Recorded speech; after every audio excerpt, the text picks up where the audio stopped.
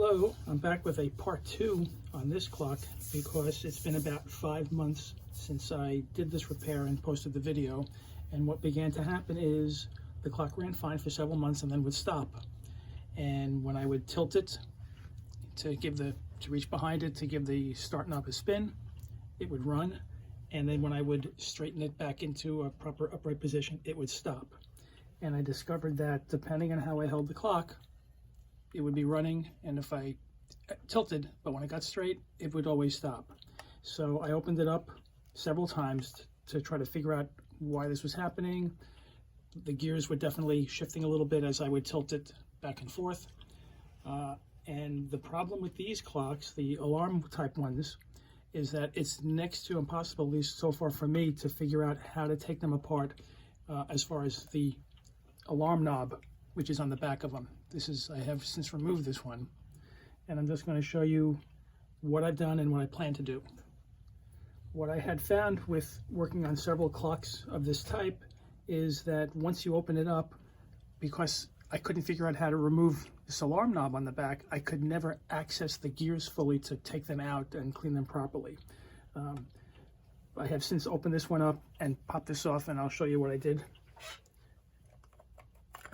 First the rim, the glass, the hands,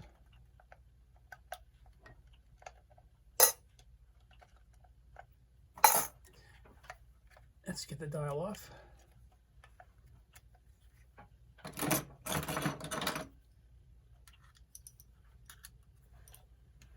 Come on.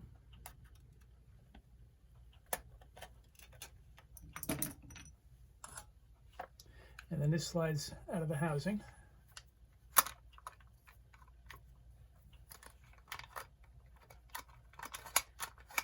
And it takes a little bit of maneuvering to get it out.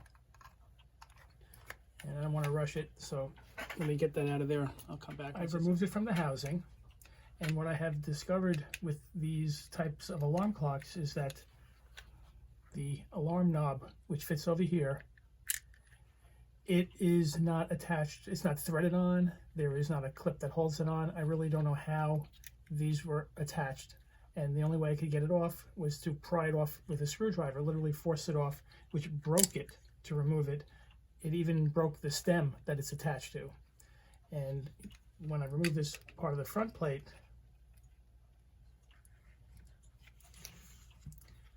prior to removing this, I was unable to get these two plates apart because this is one side where that stem that controls the alarm fits in. This is stuck in the plate. This doesn't come out.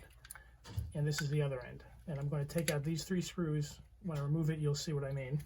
So let me do that, and then I'll come back.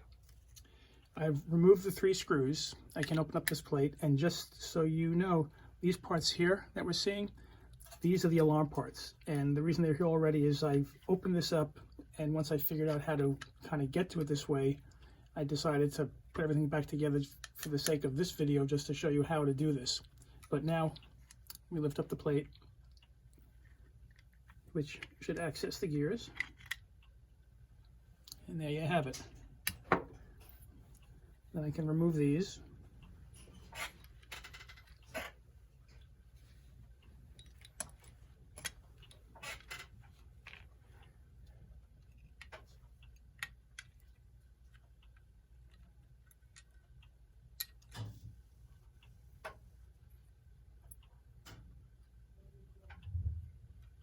And if you're doing this on your own, I always recommend, as you remove a single gear, take a photo so you know exactly how it should be put back together.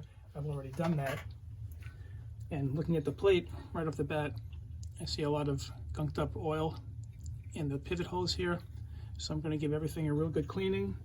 I'll probably throw the gears into my ultrasonic with some hot soapy water, clean everything up good, and then put it back together and see how it works. So let me clean that up, and then I'll be back. All the gears are cleaned up. I plan to lubricate everything. I've also cleaned up the pivot holes in both plates, and I'm going to oil those as well with some synthetic clock oil. One thing you may have noticed is one of the gears is this brown colored disc, and it is made out of what's called a phenolic resin, which is the same material that's used in the making of Bakelite, which is that hard plastic material that a lot of these old clock cases are made from.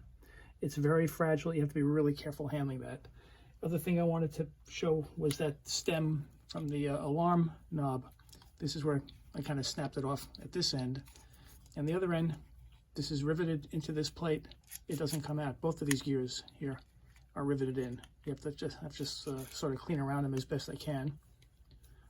And what I'm going to do next is reassemble everything. So when I come back, it should be ready to go back into the housing. I've positioned the gears back between the plates, seated them together, reattached the screws. The trick, if you're trying to do this, is when you get these plates together, you have to kind of use your fingers to sort of guide the stems of the gears into the pivot holes to get everything to line up properly.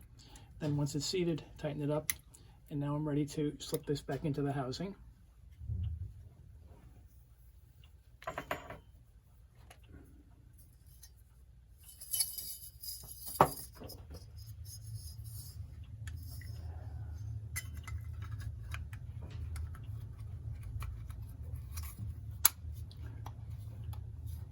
Okay. Now I can seat the calendar portion of the clock.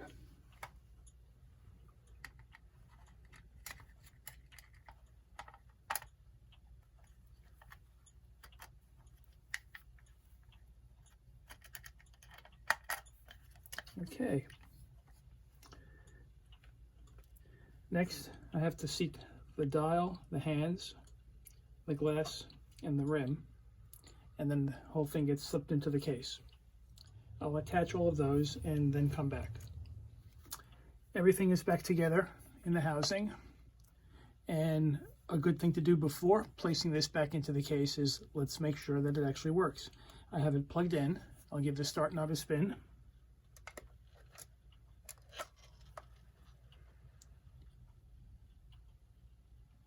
And not only is it running, but I have found that now, no matter how I tilt it,